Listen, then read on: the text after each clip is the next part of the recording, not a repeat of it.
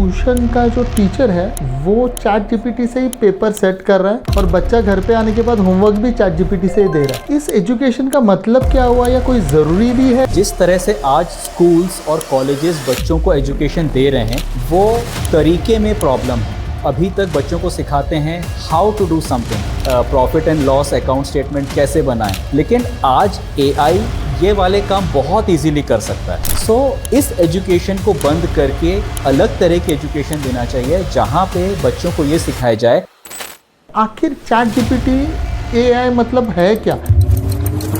Artificial intelligence के ऊपर जो काम है वो पिछले 5 दशक से चल रहा है। आर्टिफिशियल इंटेलिजेंस का कॉन्सेप्ट है कि मशीन खुद समझ के खुद डिसीजन लेके कुछ काम कर रही है। इन सभी एआई के फाउंडेशन में आर्टिफिशियल न्यूरल नेटवर्क्स हैं जिनकी ट्रेनिंग करके उनको पैटर्न्स समझना सिखा दिया जाता है। एक तरीके से ह्यूमन माइंड ही हो गया है एआई, तो बचा क्या सिवाय इमोशंस के? AI would be a big killer for jobs। कौन सी नौकरियां रहने वाली हैं और कौन सी ऐसे उड़ने वाली हैं? अगर आप चैलेंजेस फेस कर रहे हैं, तकलीफ में बार बार आ रहे हैं, ये जॉब AI सेफ रहेगा डेफिनेटली। अब एक इंसान को ये समझना पड़ेगा कि मैं किस तरह के चैलेंज और तकलीफ को एंजॉय करता हूँ। हमें अब इस बच्चे को तैयार करना पड़ेगा AI का बॉस बनने के लिए। AI का बॉस का क्या मतलब है कि you give instruction to AI। फिर हम अपने बच्चों को कौन से फील्ड की तरफ भेजें? क्या पढ़ाऊं मैं? AI artificial intelligence, AGI artificial general intelligence, ये सारे शब्द एक बड़ा डिस्ट्रप्शन लाने वाले हैं आपके जॉब मार्केट में, एजुकेशन में और टोटल लाइफस्टाइल में। जानिए इस पॉडकास्ट में। हमने इस पॉडकास्ट में इंटरव्यू किया है एआई के एक्सपर्ट मिस्टर रघु पांडे जी से, जो कि आपको एआई के फ्यूचर के लिए तैयार करने वाले हैं। एंड तक बने रहिए इस पॉडकास्ट में ताकि आप जान सकें कि कितने जॉब्स और कौन से जॉब्स चले जाएंगे मार्केट से इसी साल के एंड में और कौन से नए जॉब्स आने वाले हैं। एजुकेशन सिस्टम में कौन सी पढ़ाई एकदम एब्सोल्यूट होने वाली है। कोई ज़रूरी नहीं है आपको इंजीनियर बनना या डॉक्टर बनना, ये सब टेक ओवर करने वाला है एआई। तो आपको सही में पढ़ना क्या है इसके बारे में समझेंगे इस पॉडकास्ट के बाद, और कई फ्री टूल्स दिए हैं इस पॉडकास्ट में हमने। बने रहिए एंड तक। चलो शुरू करते हैं पॉडकास्ट।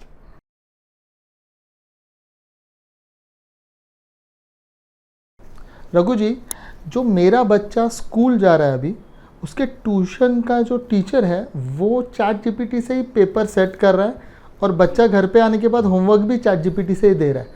तो इस एजुकेशन का मतलब क्या हुआ या कोई ज़रूरी भी है एजुकेट करना अपने बच्चों को एआई आने के बाद?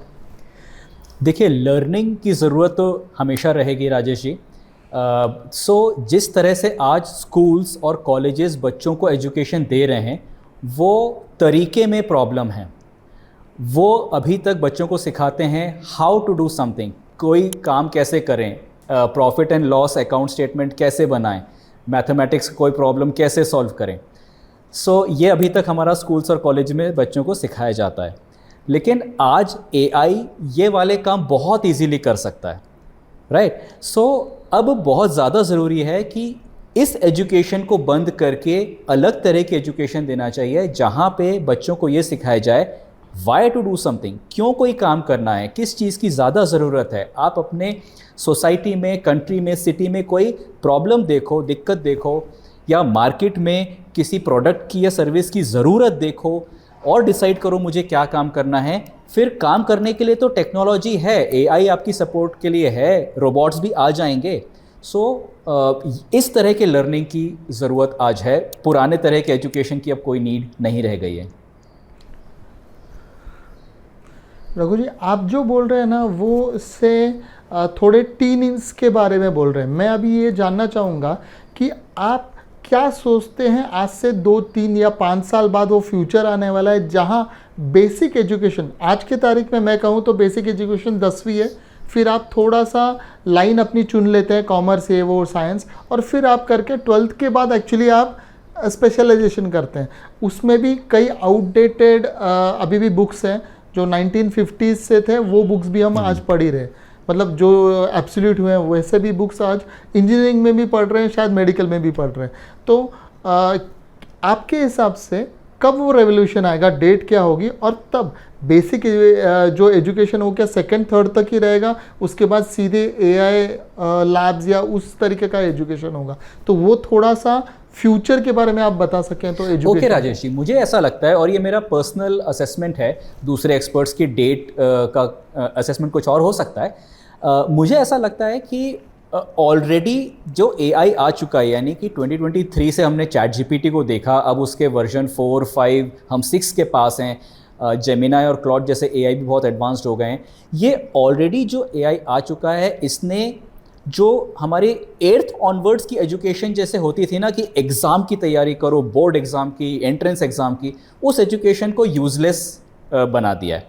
लेकिन मैं मानता हूँ डेफिनेटली जो हमारी 5th तक एजुकेशन होती है, उसमें बच्चा ये सीखता है, दुनिया के बारे में सीखता है, लिखना, ड्राइंग करना, फ्रेंड्स से बात करना, टीचर्स से डिस्कस करना, ये जो बेसिक स्किल्स डेवलप होती है, वो 5th तक तो डेफिनेटली होनी चाहिए। 5th से 8th के बीच में क्या होना चाहिए, मुझे ऐसा लगता है ये ट्रांजिशन पीरियड होना चाहिए, जब स्कूल जो है टिपिकल क्लासरूम में बैठ के ब्लैक बोर्ड को देख के कॉपी को भर के वाला जो एजुकेशन 5th तक चल रहा था, आगे भी वैसे नॉर्मली वही कंटिन्यू होता था। अब it should gradually go on to project based learning, यानी कि अब बच्चे को क्लासरूम से निकल के बोलो कि तुम्हें कोई एग्ज़ाम में पेपर नहीं भरना है, तुम्हें अच्छे प्रोजेक्ट्स करने हैं। So go into the real world, project करो। तो 5th से 8th तक ये धीरे धीरे ट्रांजिशन होना चाहिए। एंड 8th ऑनवर्ड्स मुझे ऐसा लगता है कि बच्चों को रियल वर्ल्ड में प्रॉब्लम सॉल्विंग, क्रिएटिविटी वाले projects with the help of AI, उसका full fledged exposure 8th onwards मिलने लगना चाहिए। एंड अगर आप मुझसे डेट पूछते हैं कि ये कब से एकदम कंपलसरी हो जाएगा करना, मुझे लगता है नॉट मोर देन 2029, 2030। इसके बाद ऑटोमेटिकली जो पेरेंट्स हैं, जो इंडस्ट्री है, they would be shouting at the schools and colleges की, अगर उस टाइम भी वो पुराने सिस्टम पे ऊपर चल रहे होंगे, so they will be under tremendous pressure to change, and many of the schools colleges will even shut down. लेकिन रघु जी, इसमें कन्फ्यूजन नहीं लगता? क्योंकि अभी तो जिसे मेडिकल जाना है उसे 90% लाना है, और बायोलॉजी लेना है, किसी को मैथ्स लेना है, तो इस वक्त तो मैं ऐसे कहूँगा कि जो बच्चा एवरेज या बिलो एवरेज है वो भी एआई की मदद से, मतलब how will the ranking system be, कौन अच्छा है, इंटेलिजेंट है, ये समझ ही नहीं आएगा जब एआई सब कर रहा है। तो फिर वो हमारी ज़रूरत क्या पड़ी? या आई वुड रादर आस्क कि how would you rate people कि वो क्या बनेगा, कैसे डिसाइड होगा? आज के तारीख में तो आपकी बुद्धिमत्ता पे वो डिसाइड होता है कि आप पढ़ाई में बहुत ख़राब थे तो फिर आप कहीं क्लर्क का या छोटा मोटा काम कर रहे थे, अगर आप बहुत स्कॉलर थे तो आईएएस ऑफिसर बन गए। तो ये तो आपने दूरी ही निकाल। देखिए, अभी जो एंट्रेंस एग्ज़ाम है, बेसिकली कोई भी बच्चा किसी कॉलेज में जाए या ना जाए, उसका डिसीजन होता है एक एंट्रेंस एग्ज़ाम से। इंजीनियरिंग में भी, मेडिकल में भी, एंड लॉ में, सब जगह आप देख रहे हो एंट्रेंस एग्ज़ाम्स होते हैं। उस एंट्रेंस एग्ज़ाम में पूरा जोर होता है कि बच्चे को थ्योरी कितनी अच्छी आती है, एकेडमिक पार्ट उसका कितना स्ट्रांग है। यूजुअली किसी भी एंट्रेंस एग्ज़ाम में प्रैक्टिकल नॉलेज, एंड क्या वो बच्चा सही में अंदर से एक डॉक्टर है, क्या वो बच्चा सही में अंदर से एक मैकेनिकल ऑटोमोबाइल इंजीनियर है, या लॉयर उसके अंदर सही में बैठा है क्या, वो तो नहीं टेस्ट होता। दिस इज़ द ट्रांजिशन जो कि हम देखेंगे। हमारे entrance exams purely pen paper से हट के थोड़े कॉम्प्लिकेटेड होने वाले हैं। अभी तक कॉम्प्लिकेटेड क्यों नहीं हो सकते? बिकॉज कोई भी आप मिनिस्ट्री की नज़र से देखो तो वो 10 लाख बच्चों का टेस्ट सिर्फ पेपर पे ही ले सकती है, उससे ज़्यादा वो उसकी कैपेबिलिटी नहीं है। बट अगर एक एआई इंटरव्यूअर है जो 10 घंटे तक एक बच्चे से बात कर रहा है और फिगर आउट कर रहा है कि इसके अंदर सही में एटीट्यूड है या एप्टीट्यूड है डॉक्टर बनने का या लॉयर बनने का, तो असेसमेंट अच्छी क्वालिटी के हो सकते हैं। सो हम ये नहीं बोल रहे हैं कि आप थ्योरी पढ़ना छोड़ दो, हम ये बोल रहे हैं कि थ्योरी के साथ साथ आप real world experience in medical, in law, as internships करो, एज प्रोजेक्ट करो। एंड द कॉलेजेस, देखिए बहुत सारे कॉलेजेस जो ट्रांसफॉर्म नहीं करेंगे वो तो वैसे भी बंद होने वाले हैं। जो बचेंगे वो अपना एंट्रेंस वाला जो सिस्टम है उसको बहुत चेंज करने वाले हैं। We can go in detail कि वो कैसा चेंज होगा, बट अभी के लिए ये आंसर कर सकते हैं कि चूंकि एंट्रेंस एग्ज़ाम काफ़ी चेंज होगा, इसलिए उसका प्रिपरेशन भी सिर्फ एकेडमिक्स का नहीं होगा। तो जैसे आपने बोला कि एक बच्चा अभी बहुत अच्छा है तो वो क्लर्क, बहुत ख़राब है तो क्लर्क बन गया, ये ख़राब था सिर्फ एकेडमिक्स में। हमको नहीं पता कि वो जो क्लर्क था हो सकता है एक बहुत ही बढ़िया डिज़ाइनर था, लेकिन कभी पता ही नहीं चला उसको डिज़ाइन स्कूल के बारे में। Very true, very true, correct है। तो आप बोल रहे हैं कि उल्टा उनकी एक्चुअल पोटेंशियल के बारे में मालूम पड़ेगा because of AI. Yes yes, very true. आपने बहुत अच्छे से इसको समराइज किया कि एआई का इम्प्लीमेंटेशन जब स्कूल में भी होगा ना, तो ऐसा नहीं होगा कि बस वो करिकुलम पढ़ा रहा है एआई। इस काम के ऊपर होगा जो आपने भी हाईलाइट किया, एक बच्चे का जेन्युइन पोटेंशियल क्या है, वो बच्चा अंदर से क्या स्किल्स लेके बैठा हुआ है, उसकी डिस्कवरी में एआई हेल्प करेगा, और वहाँ से ही उसकी एंट्रेंस इन हायर एजुकेशन वो सारी चीज़ें बिल्डअप होंगी। रघु जी, ये एआई का जो बोलबाला आया है मार्केट में, ये चैट जीपीटी जो एक ऐप है या बॉट बोलते हैं आप, तो वो जो आया उसके बाद से बहुत ज़्यादा चर्चा में आया है, मैं ये कहूँगा। लेकिन अभी भी हमारे दर्शकों को, ये कॉमन आदमी को मालूम नहीं है कि एआई, एजीआई या जीआई, ये जो टर्म्स आप यूज़ करते हैं बार बार स्लैंगली, वो क्या है, और आखिर चैट जीपीटी एआई मतलब है क्या। मैं कोई भी सवाल पूछूंगा वो आंसर देता कैसे है, तो ये काम कैसे करता है एआई, इसके बारे में थोड़ा संक्षिप्त में बता दीजिए। पूरा एआई, ये विश्व क्या है। हाँ, सवाल थोड़ा बड़ा है, थोड़ा मैं उसको ब्रेक कर करके बताऊंगा। देखिए, आर्टिफिशियल इंटेलिजेंस के ऊपर जो काम है वो पिछले 5 दशक से चल रहा है, शायद उससे ज़्यादा से चल रहा है, एग्जैक्ट डेट्स मुझे नहीं पता। और इसके पायनियर्स कहे जाते हैं Alan Turing and few other scientist and mathematicians. जब कंप्यूटर्स दुनिया में आए तो कंप्यूटर ऐसी मशीन थी जिसको प्रोग्राम करके छोड़ देते थे, और वो जैसा प्रोग्राम किया है उसी इंस्ट्रक्शन को मिलियंस ऑफ टाइम्स बिना गलती के रन कर सकता था। अभी भी कंप्यूटर जो है आपके सामने, मेरे सामने जो कंप्यूटर है, उसके अंदर बहुत सारे इंस्ट्रक्शंस उसको दिए हैं और वो बिना गलती के उन इंस्ट्रक्शंस को फॉलो करता जाता है। आर्टिफिशियल इंटेलिजेंस का कॉन्सेप्ट है कि मशीन खुद समझ के, खुद डिसीजन लेके कुछ काम कर रहे हो। जैसे आप कुछ डिसीजन अभी ले रहे हैं, यू आर नॉट, आप जो है अभी किसी के दिए हुए इंस्ट्रक्शंस को फॉलो नहीं कर रहे हो, आप अपना डिसीजन खुद ले रहे हो, राइट। आप मेरे जवाब को एनालाइज करते हो अपने ब्रेन में, उसके हिसाब से नया क्वेश्चन पूछते हो, राइट। तो एक कंप्यूटर भी ये कर पाए, इस मतलब ऐसी थिंकिंग बहुत टाइम से थी, ऐसा डिज़ायर साइंटिस्ट का बहुत टाइम से था। जैसा मैंने कहा, मोर देन 5 डेकेड्स भी हो सकता है वो। Towards the end of 1990s और rather towards the end of 2010s, जो एल्गोरिथम्स हैं, जो टेक्निक्स हैं कि किसी मशीन को कैसे सिखाया जा सकता है, वो काफ़ी इवॉल्व हुए।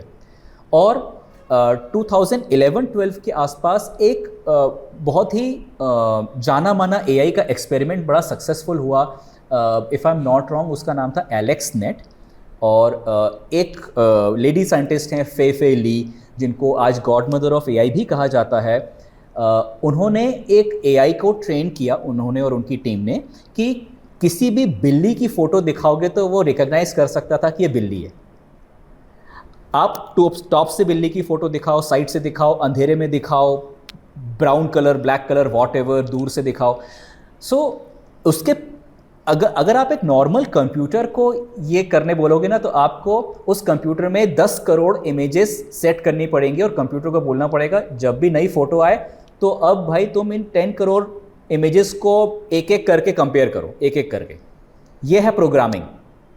लेकिन एलेक्सनेट वैसा नहीं है, आर्टिफिशियल इंटेलिजेंस वैसा नहीं है। उसको इनिशियली 10 लाख इमेज दिखाई गई होंगी कि बिल्ली कैसी होती है, लेकिन अब उसके अंदर एक आर्टिफिशियल न्यूरल नेटवर्क कॉन्सेप्ट होता है। अब जैसे हमारे दिमाग के न्यूरॉन्स हैं, वैसे ही आर्टिफिशियल इंटेलिजेंस के अंदर भी सॉफ्टवेयर और हार्डवेयर की मदद से कुछ ऐसा नेटवर्क तैयार किया गया जो हमारे ब्रेन जैसा है। वो अब सीख गया है, उसने पैटर्न्स अंदर समझ लिए हैं, और अंदर उसके न्यूरॉन्स का नेटवर्क कुछ ऐसा बन गया है कि वो अब किसी भी नई फ़ोटो को देख के बहुत अच्छे से डिसाइड कर सकता है कि ये फ़ोटो बिल्ली जैसी दिख रही है कि नहीं। वो अंदर उस इमेज को लेके एक एक करके मैच नहीं कर रहा कि ये कौन सी बिल्ली की फ़ोटो है, वो सीख गया। जैसे हमारा दिमाग सीख गया बचपन से लेके आज तक हम बहुत सारे पैटर्न्स रिकग्नाइज करना सीख गए, वैसे ही आर्टिफिशियल इंटेलिजेंस जो कि आर्टिफिशियल न्यूरल नेटवर्क के ऊपर बना हुआ है वो सीख जाता है। तो इसको मशीन लर्निंग भी कहा जाता है। Machine learning is the foundation जिसके ऊपर आर्टिफिशियल इंटेलिजेंस की फील्ड बनी हुई है। फिर 2011-12 के बाद से इसमें बहुत तेज़ प्रगति हुई।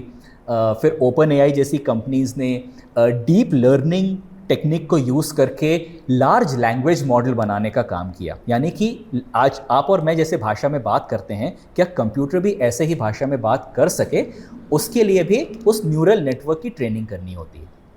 तो उन्होंने बहुत सारा डेटा उस न्यूरल नेटवर्क की ट्रेनिंग में लगाया। पूरा का पूरा इंटरनेट उसको दिया गया, मतलब इंटरनेट पे जितने पेजेस हैं, जितने पीडीएफ्स हैं, सब कुछ उसको दिया गया। और GPT-1, GPT-2 हम जो यूज़ करते हैं अभी वो GPT-5 है या 5.3 आ गया है। जब पब्लिक के बीच में चैट GPT का धमाका हुआ था, दैट वाज GPT-3 और 3.1। उसके पहले भी उस चीज़ को बिल्ड कर रहे थे। तो जिसको हम आज AI बोलते हैं, चैट GPT, जेमिनाई, ये है लार्ज लैंग्वेज मॉडल, यानी शब्दों को समझने वाला और नए शब्द बनाने वाला आर्टिफिशियल इंटेलिजेंस। बहुत सारे दूसरे आर्टिफिशियल इंटेलिजेंस भी हो सकते हैं। एलेक्स नेट जो था वो इमेज को पहचानने वाला AI था। एलेक्सा जो हमारे सामने है, जो अमेज़ॉन का हम वो डिवाइस लेते हैं एलेक्सा, वो एक नैरो आर्टिफिशियल इंटेलिजेंस है। वो आपकी बात को समझ के सिर्फ इतना डिसाइड कर सकता है कि इसको मैं सुनाऊं क्या, इसको मैं किशोर का गाना सुनाऊं या मैं न्यूज़ सुनाऊं। लेकिन आप उससे ये नहीं पूछ सकते कि एलेक्सा कल मेरा सोशल साइंस का पेपर है, मुझे ब्रिटिश वाली हिस्ट्री समझाओ।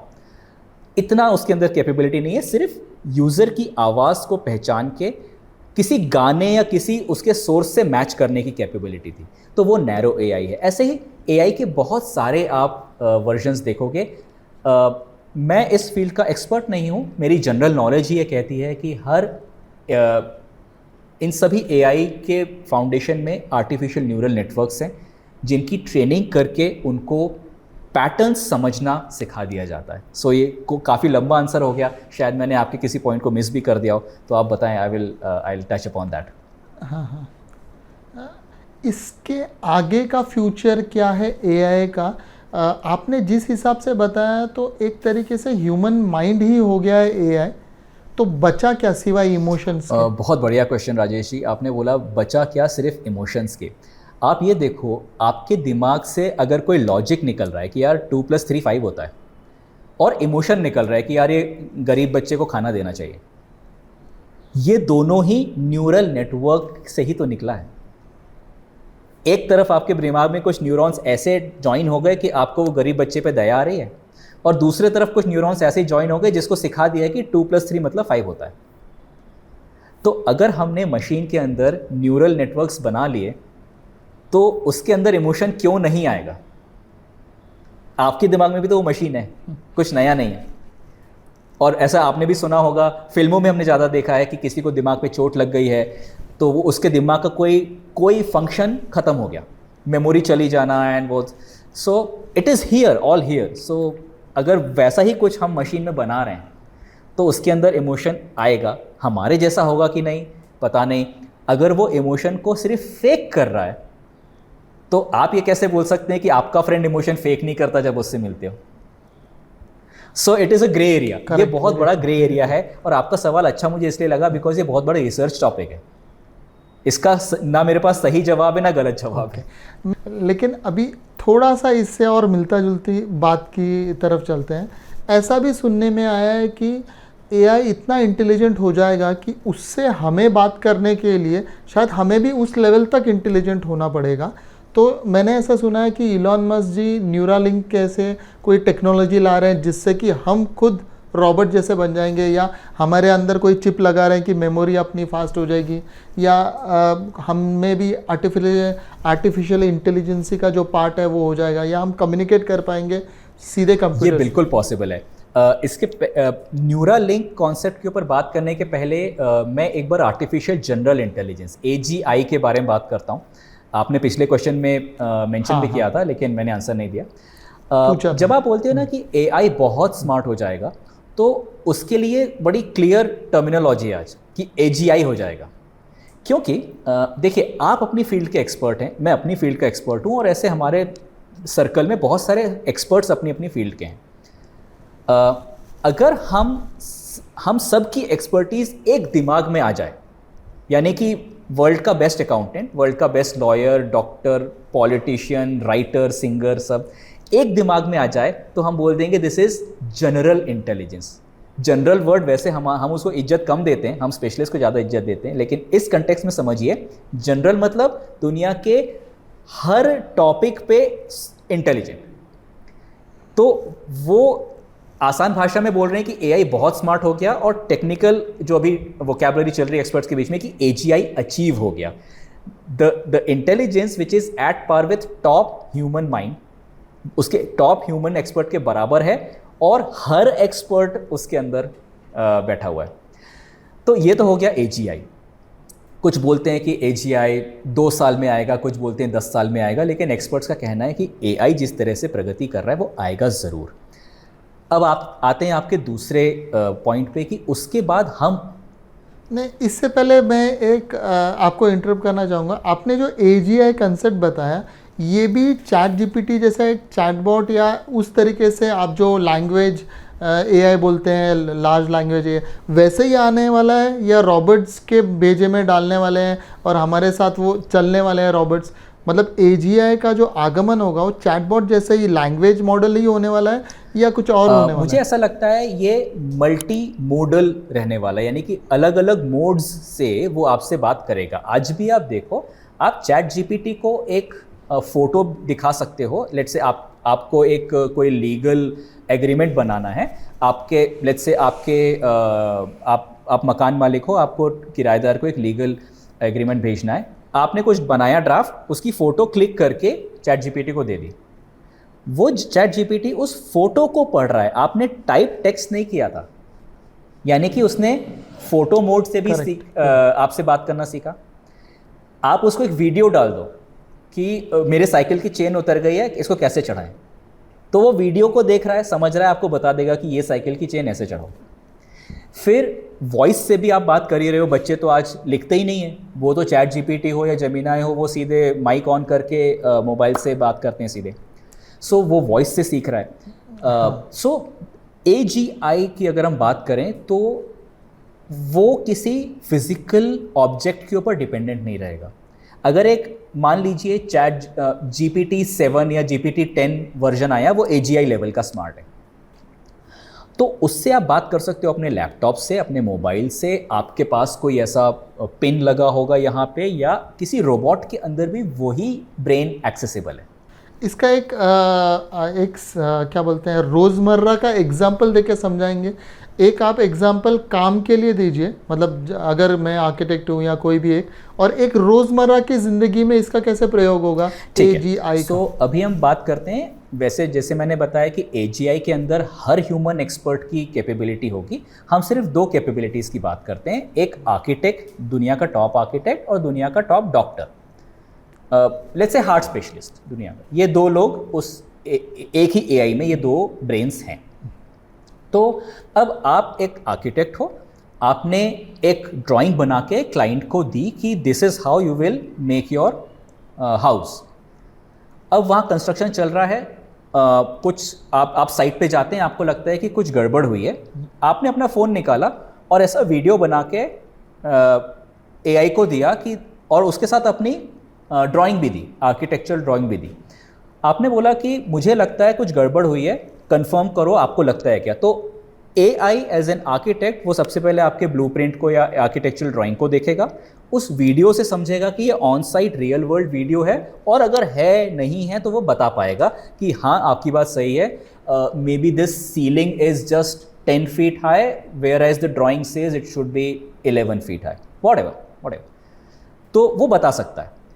अब आप जिससे बात कर रहे हो, लेट्स से वो GPT 9 है, आप घर गए एंड आपको आपको अपना हेल्थ रूटीन ज़रा चेंज करना है, तो आपने GPT-9 से ही बात करी और उसको पूछा कि देखो मेरे पिछले 1 साल से बताओ मेरा वर्कआउट कैसा है और ये इसका मेरे हार्ट पे क्या असर पड़ रहा है, तो वही आपको बताएगा लाइक दी वर्ल्ड का टॉप कार्डियोलॉजिस्ट कि मिस्टर राजेश अब आपको थोड़ा सा कार्डियो बढ़ाना चाहिए क्योंकि आपका पिछले 1 साल का जो रिकॉर्ड है उसमें ऐसा ऐसा मुझे दिखता है।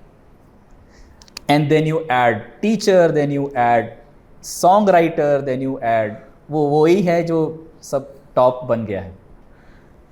रघु जी, इससे आई एम गेटिंग एक्साइटेड, लेकिन डर भी लग रहा है। फिर हम अपने बच्चों को कौन से फील्ड की तरफ भेजें, क्या पढ़ाऊँ मैं? बहुत ही वैलिड क्वेश्चन है। और देखिए मैं ना यूट्यूब पे लगभग रोज़ 1 से 1.5 घंटा स्पेंड करता हूँ, उन एक्सपर्ट्स को सुनता हूँ जो सिलिकॉन वैली में बैठे हैं या इवन उन कंपनीज़ में काम कर रहे हैं जो AI बिल्ड कर रही हैं या उनके साथ कुछ काम कर रहे हैं। और मैं ये देखता हूँ वहाँ इसके ऊपर बहुत चर्चा हो रही है इंडिया में, लेकिन मुझे बहुत दुख होता है कि इस क्वेश्चन के ऊपर कोई बात कर ही नहीं रहा है कि अगर AI दरवाजे पे आके खड़ा हो गया, वो घंटी बजा रहा है और बोल रहा है कि अपने बच्चे को पढ़ाना बंद करो इस पुराने ढर्रे से, लेकिन वी आर नॉट रिस्पॉन्डिंग, वो इसके ऊपर कोई बात ही नहीं कर रहा है। तो जो आपका सवाल है वो हर डिनर टेबल पे होना चाहिए और लगातार होना चाहिए। अब मैं कोशिश करता हूँ जवाब देने की, it is not going to be the perfect answer. मेरे हिसाब से अगर आपके जेब में अगर दुनिया का टॉप आर्किटेक्ट आ गया है तो नेचुरली आप अपने बच्चे को ये नहीं बोलोगे कि बेटा तू B.Arch करके कुछ जॉब ढूंढने चला जा। एक बैचलर ऑफ आर्किटेक्चर करने वाला बच्चा, चलो मान लीजिए वो बहुत टैलेंटेड था, वो दुनिया के टॉप आर्किटेक्ट से तो नहीं compete कर सकता ना।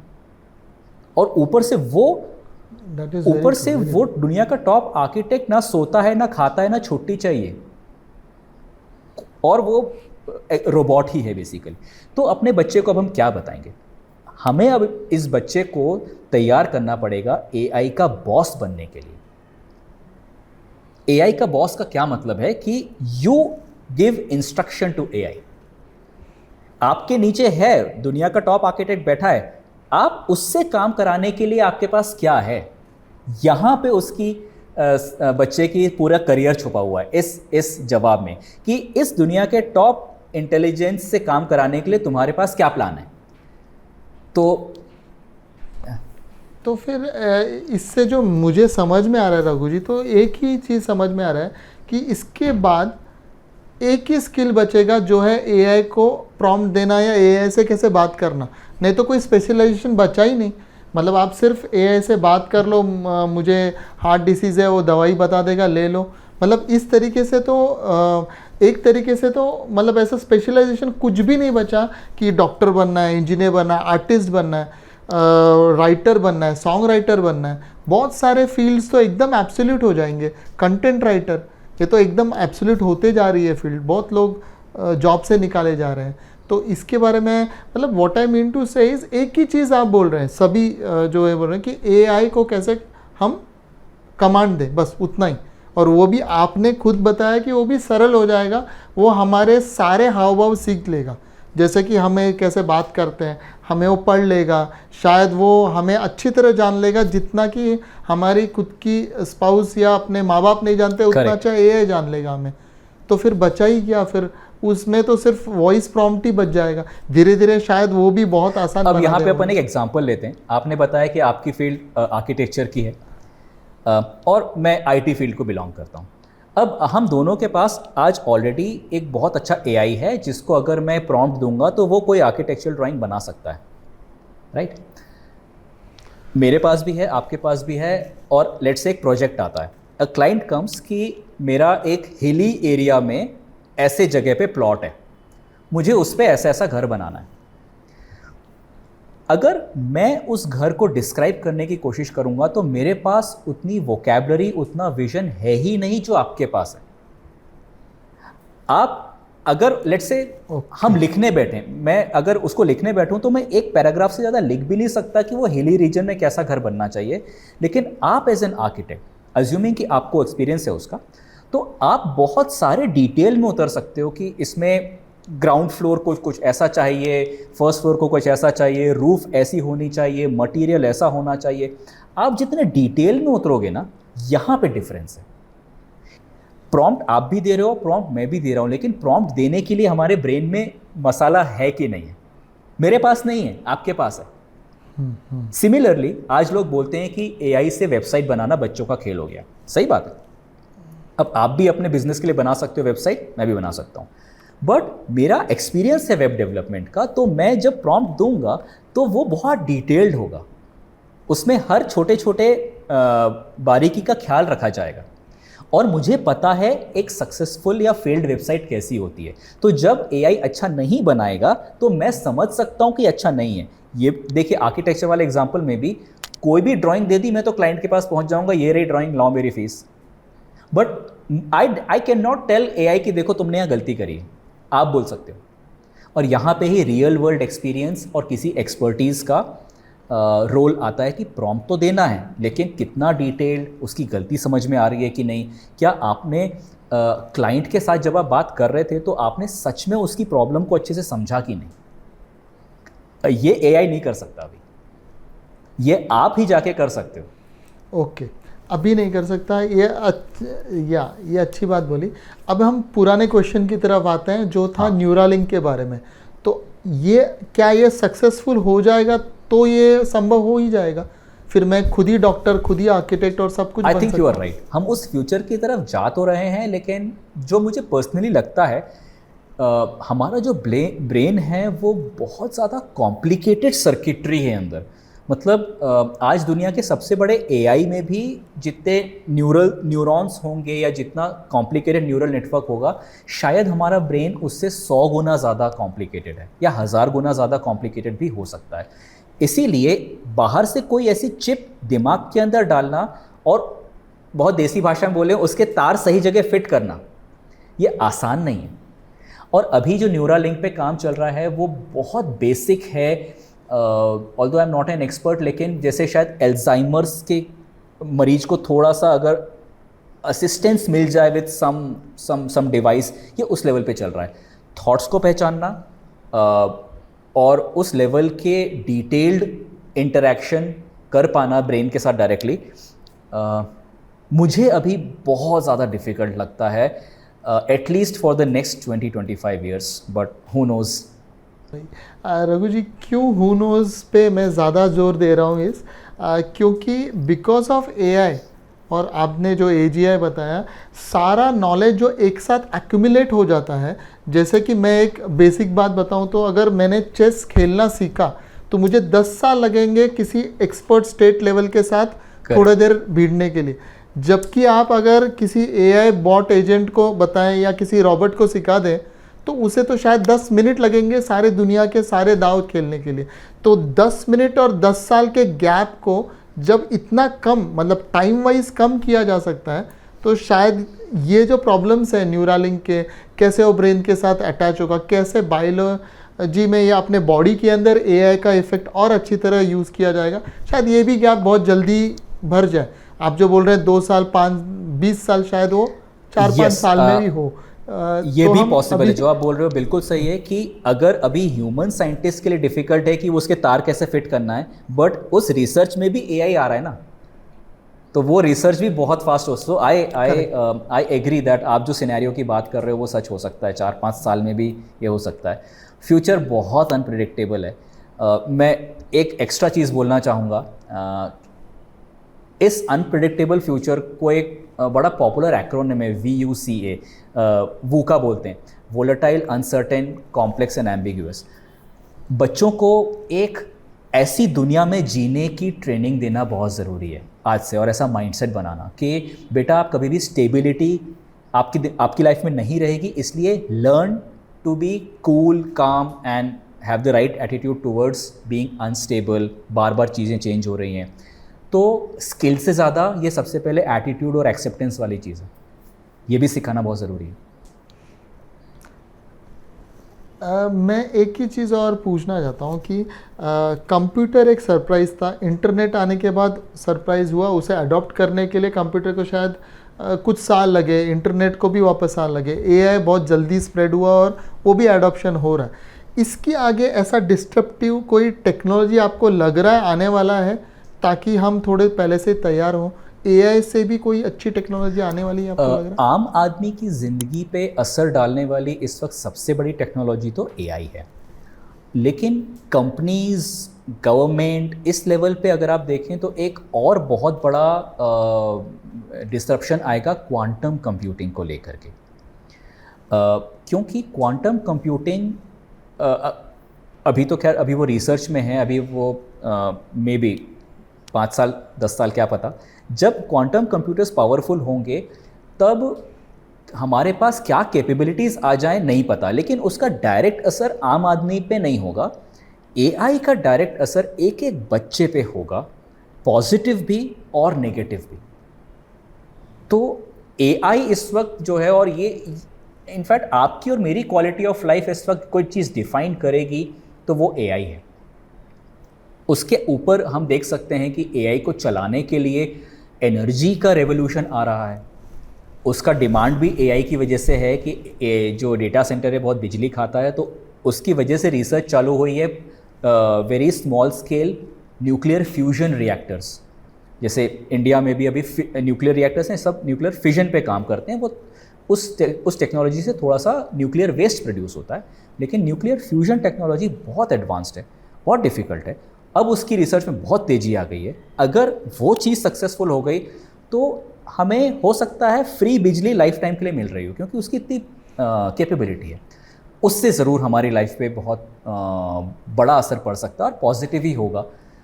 ये 2 चीज़ें मेरे दिमाग में आती, क्वांटम कंप्यूटिंग, न्यूक्लियर फ्यूजन, और न्यूरालिंक की बात हम ऑलरेडी कर ही चुके हैं। उसका असर मैं समझ नहीं पाऊँगा, इसलिए मुझे नहीं लगता कि मैं एक्सप्लेन भी कर पाऊँगा कि जब हर किसी के पास न्यूरालिंक पावर है तो दुनिया कैसी होगी। रघु जी, एक और अभी पूछना चाहूँगा। फ्री इलेक्ट्रिसिटी की बात की आपने, मैं बोल रहा हूँ फ्री इंटरनेट और स्पीड इंटरनेट, कितना स्पीड होने वाला है और क्या ये फ्री होने वाला है? थोड़ा डिफ़िकल्ट क्वेश्चन है, क्योंकि ना इंटरनेट फ्री होने के पीछे बहुत सारा कॉरपोरेट कंपटीशन भी है, गवर्नमेंट की पॉलिसीज़ भी होती हैं। लेकिन एक बात तो तय है, जितनी भी टेक्नोलॉजी होती है ना वो डिफ्लेशनरी इन नेचर होती है, मतलब कि उसकी कीमतें धीरे धीरे कम ही होती हैं।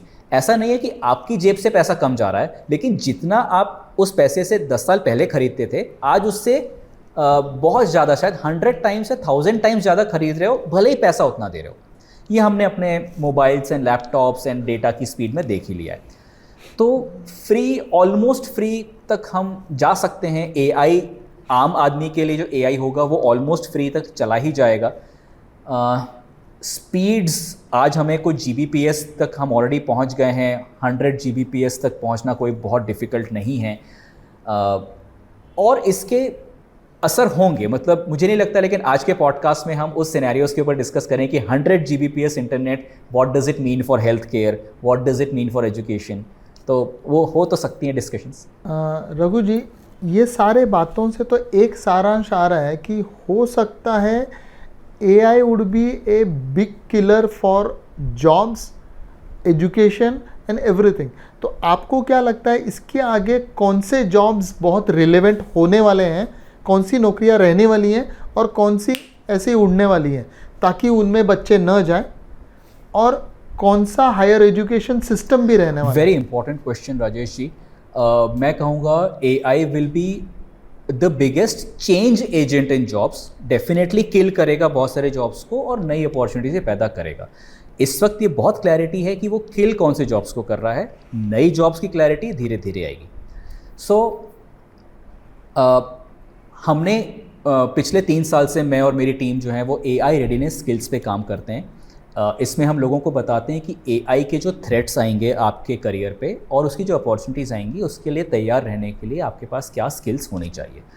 ड्यूरिंग दैट वर्क हमने एक और काम किया। हमने डिफ़ाइन करने की कोशिश की कि कैसे एक जॉब को आप ज्वाइन करने से पहले ही सोच सकते हो कि ये AI सेफ़ है कि नहीं है। तो वो तरीका मैं आज आपके यूज़र्स को, आपके ऑडियंस को, व्यूअर्स को बताता हूँ। आप एक जॉब डिस्क्रिप्शन देखिए, उसमें लिखा रहता है आपको क्या क्या काम करना है, और आपको एक मेंटल कैलकुलेशन करना पड़ेगा कि ये काम करने के लिए क्या मुझे बहुत फ्रीक्वेंटली 4 C's की ज़रूरत पड़ेगी कि नहीं।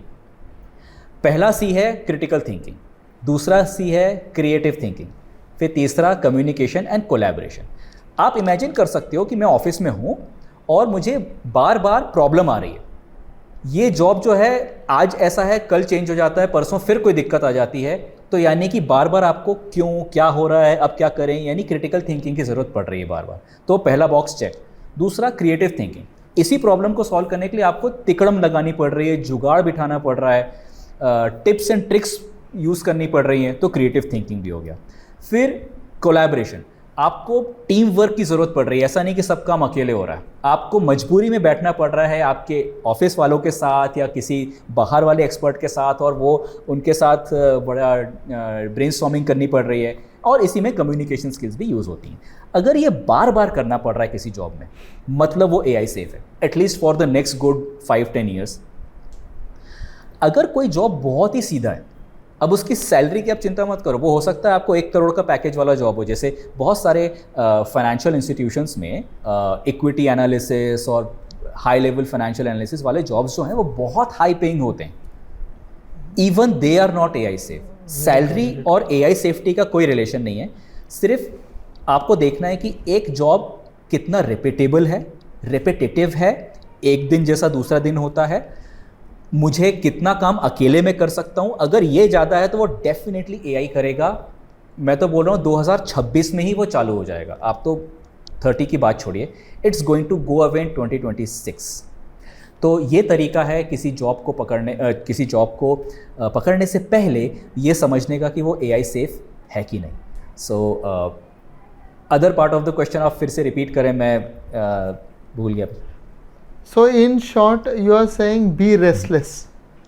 If you are cool at your job, मतलब हमेशा अगर आप तकलीफ में हैं आपके काम पे, आपके वर्क स्पेस पे, और चैलेंजेस फेस कर रहे हैं, तो आपको खुश होना चाहिए कि आप सेफ जॉब में हैं। अगर आप बहुत मज़े से वो काम कर रहे हैं, आराम से कर रहे हैं, आपको कोई टेंशन नहीं है, तो जॉब जा सकती है। अब बहुत अच्छा पॉइंट आपने बोला। इससे एक नया पॉइंट मैं बहुत ब्रीफ में समझाना चाहूँगा कि अगर आप चैलेंजेस फेस कर रहे हैं, तकलीफ में बार बार आ रहे हैं, ये जॉब AI सेफ रहेगा डेफिनेटली, हम यही समझाना चाह रहे हैं। अब एक इंसान को ये समझना पड़ेगा कि मैं किस तरह के चैलेंज और तकलीफ को एंजॉय करता हूँ। इसीलिए आपने जो इकिगाई वाला वर्ड सुना होगा, जापानीज़ फिलॉसफी में है, इंडियन फिलॉसफी में धर्मा वाला वर्ड है, फ्रेंच में भी एक रैज़न डिएटर, मेरी प्रोनाउंसिएशन बहुत बेकार है फ्रेंच की। ये कुछ कॉन्सेप्ट्स हैं जो ये बताते हैं कि अंदर से आप किस चीज़ के लिए बने हो, उसकी डिस्कवरी अगर आप करोगे तो आप तकलीफ और चैलेंज को एंजॉय करोगे एक पर्टिकुलर काम में, वो आपके लिए बना। करेक्ट। सो मतलब इन शॉर्ट मुझे जो समझ में आया ये सब सोचते हुए कि ये एक एंटरप्रेन्योर का काम हो सकता है जिसमें शायद जल्दी मौत ना हो, या मुझे ये भी ऐसा लग रहा है जो काम अपने हाथ से हो, जैसे आई डोंट नो कारपेंटर को रिप्लेस या प्लम्बर को रिप्लेस या पायलट या ड्राइवर को रिप्लेस करना बहुत आसान, बहुत जल्दी नहीं होने वाला। इसमें भी बस रेपिटेटिव वाली चीज़ जो है, जैसे ओला ड्राइवर का आप काम देखें, उसका काम हर रोज़ एक जैसा है, तो ये खतरे की घंटी है। बराबर है। ऑटो ड्राइविंग कार्स जब आ जाएंगे तब वो ओला ड्राइवर्स सब बेरोज़गार हो जाएंगे, और तब मैं सोच भी नहीं सकता भारत में कितने ड्राइवर्स निकल जाएंगे ड्राइविंग। लेकिन ऑटो ड्राइविंग होने के लिए आपको ये नहीं लगता कि सारे व्हीकल्स ऑटो ड्राइविंग होने चाहिए तभी ये मुमकिन है? मुझे लगता है कि ऑटो ड्राइविंग व्हीकल अगर सही में अच्छे से ट्रेंड है और उसके पीछे जो AI चल रहा है वो बहुत well trained, well evolved AI है, तो it is only behaving like कि सड़क पे एक बहुत अच्छा डिसिप्लिन ड्राइवर है, वो दूसरों से बच के गाड़ी चलाता रहता है। लेकिन मैं ये बोलना चाहूँगा कि जी हाँ, बहुत ज़्यादा खतरा है भारत के बहुत सारे जॉब्स के ऊपर, और मुझे बहुत डर लगता है यहाँ के जो बच्चे आज 18 साल, 19 साल, 20 साल के हैं, इनके लिए मुझे बहुत डर लगता है। आप प्लम्बर के बारे में कुछ बोल रहे थे, प्लम्बर का जॉब जैसे ओला ड्राइवर का जॉब रोज़ ऑलमोस्ट वैसे ही होता है, बहुत ही कम ऐसा होता है। ओला ड्राइवर शहर में ही गाड़ी चला रहा है, ऐसा नहीं कि उसको कभी खेत में उतरना पड़ रहा है या तालाब में घुसना, ऐसा तो नहीं है। लेकिन प्लम्बर एंड कारपेंटर, उनके रोज़मर्रा के काम में वेरिएशंस आ जाते हैं। कभी किसी बड़ी बिल्डिंग के कस्टमाइजेशन बहुत ज़्यादा है, तो वो रेपिटेटिव है लेकिन उतना नहीं है। तो कारपेंटर, प्लम्बर, स्कल्प्टर, इस तरह के जॉब्स जो हैं वो अभी इतनी जल्दी तो एआई नहीं लेगा। स्कल्प्टर में तो मशीन्स हो सकते हैं जिनमें हम फीड करें, 3D मॉडल्स आ सकते हैं, लेकिन फिजिकल जो हेल्प कर रहे हैं हम, उसमें तो एआई को रिप्लेस करना थोड़ा मुश्किल हो जाएगा। अभी हम दूसरे एस्पेक्ट की तरफ आते हैं क्वेश्चन के। मैं ये बोल रहा हूँ कि फिर हम अपने बच्चों को, ये तो आपने बताया छोटे बच्चों से फिर 8th के बच्चों को एआई का नॉलेज होना चाहिए, लेकिन अब जो बच्चे टीन्स में हैं, जो आज भी इस एजुकेशन सिस्टम के एक अभिन्न भाग हैं, जो 12th के बाद क्या करूँ ये सोच रहे हैं, उन्हें एक्चुअली हायर एजुकेशन क्या करना चाहिए फिर? मुझे लगता है कि मेरा ये सबसे इम्पॉर्टेंट मैसेज होगा आपके पॉडकास्ट के थ्रू आपके ऑडियंस को। अगर आप एक 18 ईयर ओल्ड हो जिसने अभी 12वीं की परीक्षा पास की है और आप कॉलेज में जा रहे हो just right after your 12th, मैं बोलूँगा रोको, कॉलेज में मत जाओ। 1 साल, कम से कम 1 साल, 2 साल भी हो सकता है, रियल वर्ल्ड में, रियल कंपनी में जाके इंटर्नशिप करो, प्रोजेक्ट करो। वो कितनी भी सिंपल हो सकती है। दुनिया देखो असल में क्या प्रॉब्लम होती है, काम कैसे होता है, उसके बाद आप डिसाइड करो कि मुझे हायर एजुकेशन की ज़रूरत है कि नहीं। अगर है तो अब ये वाली रिक्वायरमेंट आपके रियल वर्क से निकल के आई है, फेक नहीं है। हमारे इंडिया में ये कॉन्सेप्ट ही नहीं है कि स्कूल के बाद ब्रेक लेके इंटर्नशिप करके समझो कि आपको किस तरह का करियर बनाना है। अब ये बहुत ज़रूरी हो गया है, क्योंकि अगर आज एक 18 साल का बच्चा कॉलेज में एडमिशन अगर उसने ले लिया, मतलब उसके करियर के फेल होने के चांसेस बढ़ जाते हैं, क्योंकि मिनिमम 3 साल के लिए वो लॉक हो गया। हमारा आज कोई भी एवरेज कॉलेज ऑफ इंडिया, मैं एवरेज छोड़िए, मैं तो इवन IITs एंड IIMs की बात करता हूँ, वो अपने काम करने का तरीका अगले 3 साल में नहीं बदलेंगे, राइट? सॉरी टू से, बट उनका माल बिक रहा है। जब तक दुकान का माल बिक रहा होता है ना, वो माल चेंज नहीं करता। अगले 3 से 4 साल वो अपने काम करने का तरीका नहीं बदलेंगे, यानी कि उस बच्चे को असली इंडस्ट्री से एक्सपोजर बहुत ही कम हो रहा होगा या ज़ीरो हो रहा होगा। और 3 साल बाद, after 3 years, this world will be completely different place. तो मैंने पिछले अपने एक वीडियो में बोला था कि एक तरह से ये बच्चा 3 साल के लिए गुफा में घुस गया है, और अब 3 साल बाद जब निकलेगा तब वो दुनिया से पहला वास्ता पड़ेगा उसका। इतना नुकसान है अगर वो बच्चे ने आज कॉलेज में आग बंद करके एडमिशन ले लिया तो। वही, और सामने से एआई की जो तेज रफ्तार ट्रेन है ऊपर से चली जाएगी, आप पकड़ ही नहीं पाएंगे। बिल्कुल यार, यू आर सो राइट कि वो ट्रेन की स्पीड इतनी तेज हो गई है, नहीं पकड़ पाओगे। सो राइट। तो एक तरीके से आप मर जाओगे, पैसे डाल के कॉलेज में जाओ, पढ़ो, इतना एजुकेशन पे खर्चा करो, और फिर after coming back to real world, welcome to the real world, matrix movie में कैसे कहते हैं। वेरी इंपॉर्टेंट पॉइंट जो आपने बोला कि आप अपने फैमिली का पैसा भी उसमें डाल रहे हो, और most of the families loan लेती हैं।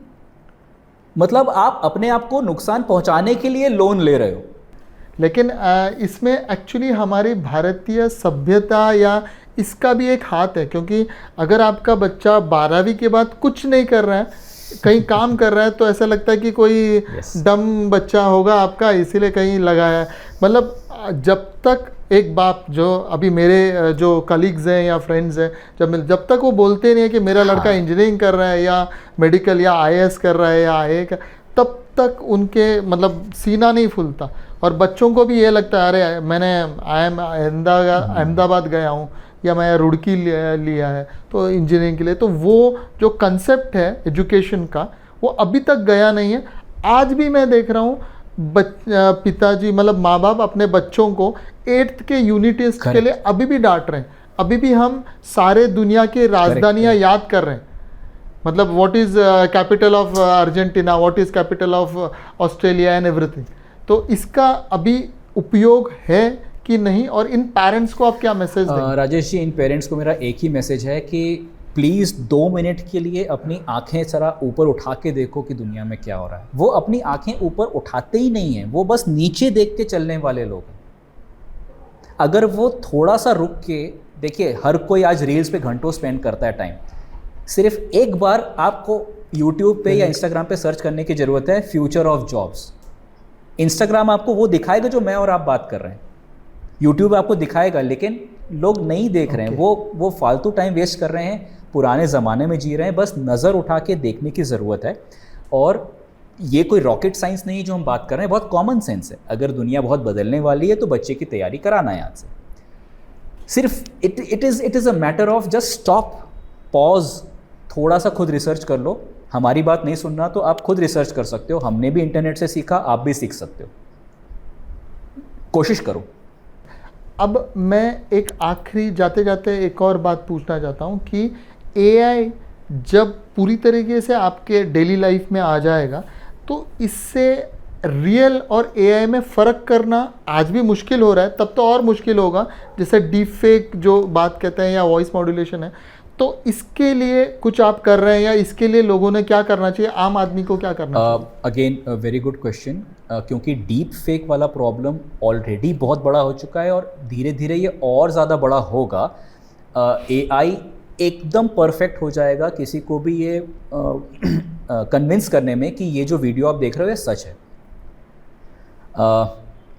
उसके बाद लोगों का ट्रस्ट धीरे धीरे वीडियोज़ और फोटोज़ से बहुत कम हो जाएगा। लेकिन जब तक वो होता है तब तक बहुत सारे लोग मूर्ख बनेंगे।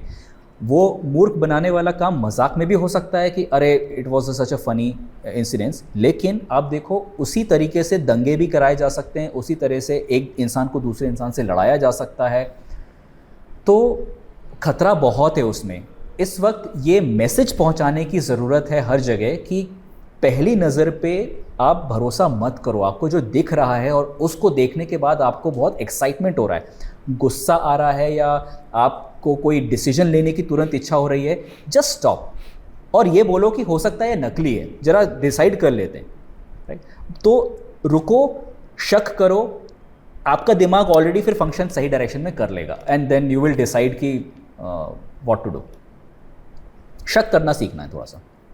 क्या ऐसा हो सकता है रघु जी कि किसी दुनिया के कोने में कोई एक संगठन या कोई एक देश एआई को अपने हिसाब से ट्रेन कर रहा हो और उसे एक तरीके से एक रिलीजन को सही मानना, एक रिलीजन को गलत मानना, ऐसा कोई ट्रेन करके कोई मिसकंसेप्शंस पूरी दुनिया में, एक तरफ जैसे कोविड फैला था पूरे दुनिया में, ऐसा कोई एआई वायरस डाल सकता है लोगों के दिमाग में या आपके किसी काम को ख़राब करने के लिए? ऐसा कुछ किया जा सकता है कि एआई के वजह से नेक्स्ट वार हो या नेक्स्ट डिस्ट्रप्शन हो? हाँ जी, एआई इन वॉर के दो एस्पेक्ट्स हैं। अभी हम पहले वाले उस पर बात करते हैं। आपने बोला कि किसी एआई को ऐसे ट्रेन कर दिया गया है जिस तरह से आतंकवादियों के ब्रेन को वॉश करके उनको कुछ कन्विंस कर दिया जाता है कि भाई आप वायलेंस करके ही आपका अच्छा हो रहा है, राइट? वैसे ही किसी भी एआई के ब्रेन को, आफ्टर ऑल वो हमारे ब्रेन जैसा ही न्यूरल नेटवर्क है, उसको ट्रेनिंग दी जा सकती है कि आप ऐसा सोचो, ऐसा बोलो। बहुत नॉर्मल केस है ये। और आज एक कॉलेज स्टूडेंट ये अपने नॉर्मल से थोड़े से महंगे लैपटॉप पे कर सकता है, तो ये कोई बहुत बड़ी चीज़ नहीं है। इट इज़ वेरी इम्पॉर्टेंट कि कंट्री के पास बहुत सारे तरह के एआईज़ का एक्सेस हो। अगर एक पर्सन के पास सिर्फ वही एआई का एक्सेस है या वो डोमिनेंट एआई है, तो वो डोमिनेंट एआई पूरी पॉपुलेशन को या लार्ज परसेंटेज ऑफ पॉपुलेशन को एक पर्टिकुलर थॉट में बांध सकता है। अगर पूरा इंडिया सिर्फ चैट जीपीटी यूज़ करता है, तो चैट जीपीटी की ट्रेनिंग में अगर कोई बायस आ गया है ना, लेट्स से वो बायस आ गया है कि यार कोका कोला पीना बहुत अच्छी बात है, बहुत एंजॉय करते हैं कोका कोला पी के, तो पूरी पॉपुलेशन के अंदर धीरे धीरे वो बैठ जाएगा कि कोका कोला पीना बहुत अच्छी बात है।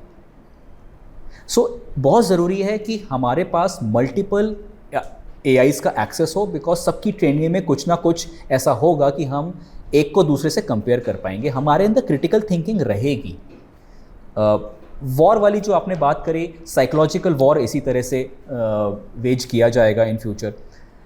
रियल वॉर में तो हम अभी देख भी रहे हैं कि कैसे अगेंस्ट ईरान क्लॉड का यूज़ हुआ था और बहुत सारे एस्पेक्ट्स में एआई का यूज़ रियल वायलेंट वॉर में हो रहा है। ये कैसे हो रहा है, थोड़ा एक्सप्लेन करेंगे? क्लाउड का use, how did they use in वो? मेरी वैसे जानकारी इसमें बहुत कम है, मुझे एक ही सिनेरियो पता है। उन्होंने प्रिडिक्ट किया था कि जो ईरान के सुप्रीम लीडर हैं उनको जब उन्होंने यूएस ने असैसिनेट किया तो उनका मूवमेंट वो कहाँ होंगे, उस सिनेरियो को प्रिडिक्ट करने में एआई का बहुत रोल था, क्योंकि ऐसे हज़ारों सिनेरियोज हो सकते थे, क्योंकि एक देश के अंदर कितनी सारी चीज़ें हैं जिनकी वजह से डिसाइड होगा कि एक लीडर कहाँ जा रहा है, क्या कर रहा है। तो हज़ारों सिनेरियोज इंसान जब सोचेगा तो उसको बहुत टाइम लग सकता है और गलत भी सोच सकता है, लेकिन एआई ने वो सिनेरियोज की प्लानिंग कुछ घंटों में ही कर ली या कुछ मिनटों में ही कर ली, और फिर हाईएस्ट प्रोबेबिलिटी वाले सिनेरियोज उनको बताए कि ऐसा ऐसा होने की प्रोबेबिलिटी बहुत ज़्यादा है, और वो डिसीजन मेकिंग बहुत फास्ट करवा दी यूएस की। वेरी गुड, गॉट इट, समझ में।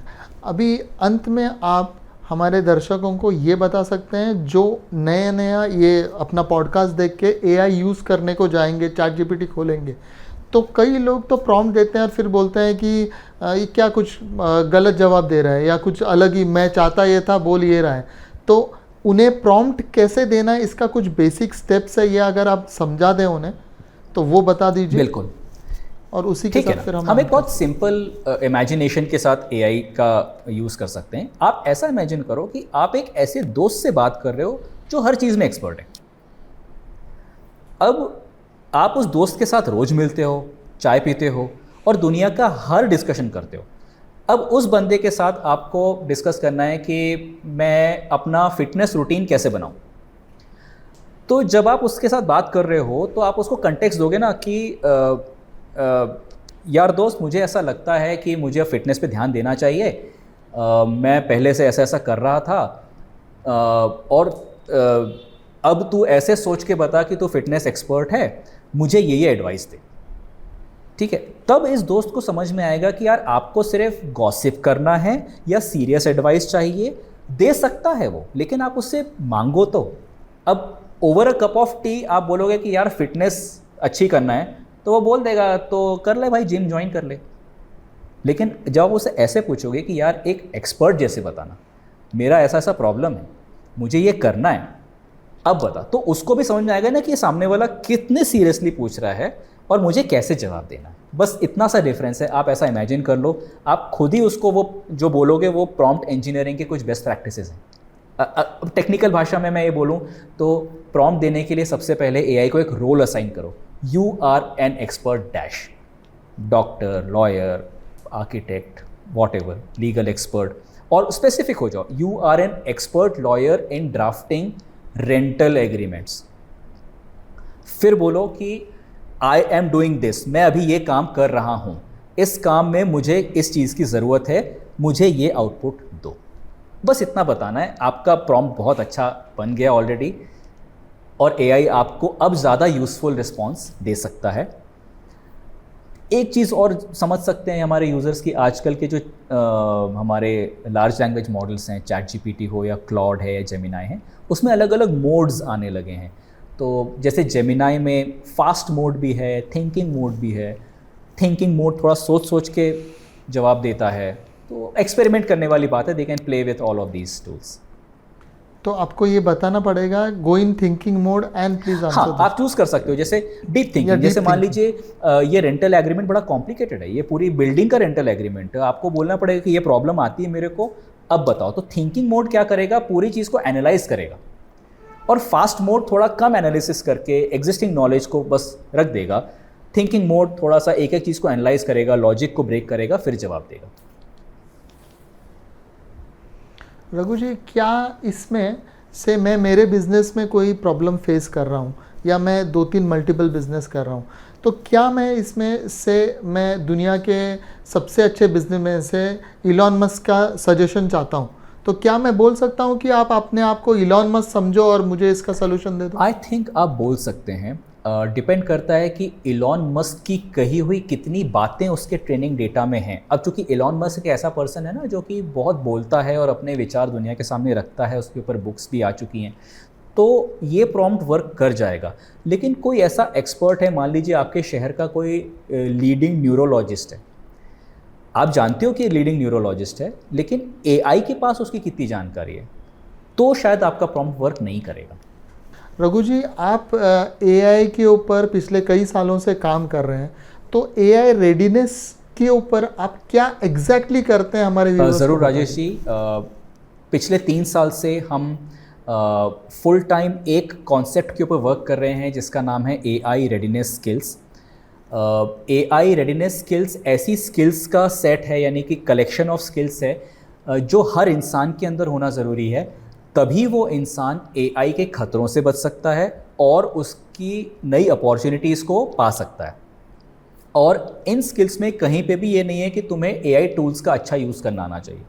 तो मैं आपके दर्शकों को सबसे पहले ये क्लियर करना चाहूँगा कि किसी भी टूल को यूज़ करना सीख के आप ये मत समझो कि आप एआई रेडी बन रहे हो, क्योंकि एआई टूल्स को यूज़ करना सीखना नहीं पड़ता, आपको सिर्फ बात करना आना चाहिए। चैट जीपीटी में कोई भी टेक्निकल स्किल है ही नहीं। चैट पे टेक्स्ट लिखने की विंडो बनी हुई है, आप अपने दोस्त के साथ जैसे व्हाट्सएप पे चैट करते हो वैसे एआई से चैट कर रहे हो। आपको किसी ने व्हाट्सएप की क्लासरूम में बैठ के ट्रेनिंग नहीं दी थी, तो इसी तरह से एआई की भी क्लासरूम में बैठ के ट्रेनिंग देने की कोई ज़रूरत नहीं।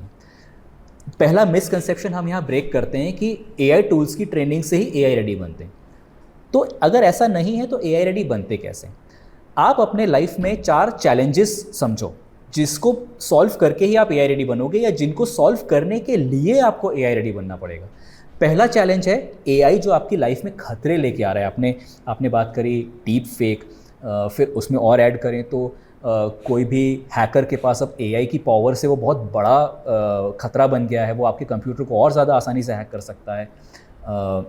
इस तरह के जो खतरे एआई प्रोड्यूस कर रहा है उनसे बचना आना चाहिए, सबसे पहला तो ये, क्योंकि सेफ्टी फर्स्ट रूल अप्लाई होता है ना किसी भी इंडस्ट्री में, सेफ्टी फर्स्ट। दूसरा, आपको ये मानना पड़ेगा कि एआई आपके जॉब को ख़त्म कर देगा। आप जो भी जॉब कर रहे हो, अज्यूम कर लो कि मेरा जॉब एआई से ख़त्म होगा।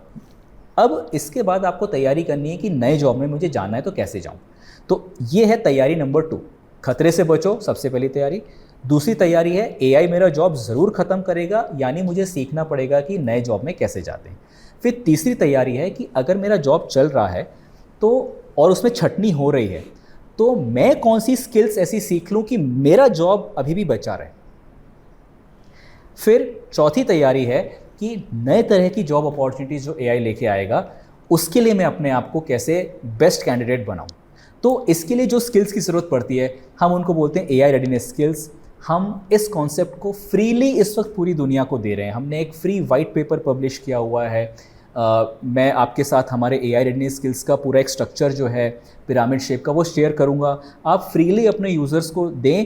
और स्पेशल रिक्वेस्ट मैं करना चाहूँगा स्कूल्स के प्रिंसिपल्स, कॉलेज के प्रिंसिपल्स के साथ, डायरेक्टर्स के साथ, टीचर्स के साथ, कि इस फ्री फ्रेमवर्क को यूज़ करके अपने ट्रेनिंग प्रोग्राम आप डिज़ाइन करें।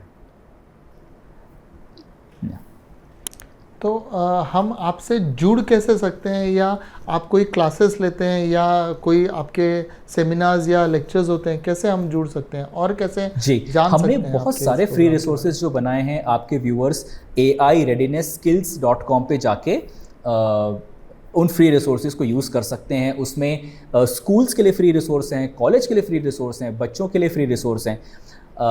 अगर कोई भी ऑर्गेनाइजेशन चाहता है कि हम खुद आके उनके टीचर्स से, उनके बच्चों से बात करें, सो हम जाते हैं, we go across India to talk on AI readiness. Then अभी हमने AI readiness skills academy concept हम प्लान कर रहे हैं। Very soon, may be next month और in month of May, individually भी लोग हमसे एआई रेडीनेस स्किल्स को सीख सकते हैं। बट बिफोर आई कंक्लूड, मैं ये कहना चाहूँगा कि बहुत आसानी से एक एवरेज पेरेंट भी एआई रेडीनेस स्किल्स को देख के अपने बच्चे को कुछ ट्रेनिंग दे सकता है। इसमें कोई भी रॉकेट साइंस नहीं है। तो अगर उसको बस ये पता चल जाए कि ये 8 स्किल्स सीखना ज़रूरी है, हर कोई सेल्फ लर्न कर सकता है, ये उसकी पावर है। थैंक यू रघु जी, आप आए, नाइस स्टार्टिंग। आप आके एक्चुअली बहुत सारे मिसकंसेप्शंस दूर हो गए। अभी एआई से थोड़ा कम डर लग रहा है, या जिन्हें डरना चाहिए, जिन्हें मालूम ही नहीं था, उनको एक्चुअली डरना चाहिए, और they should get serious after seeing this podcast. तो thank you for enlightening about AI, और ये जो आप अच्छा काम कर रहे हैं वो करते रहिए। हम वापस ही आपसे ज़रूर मिलेंगे जब थोड़ी और तरक्की होगी, ChatGPT 7, 8 जब आ जाएगा तब AI का क्या स्टेटस है वो जानने के लिए। Thank you for coming.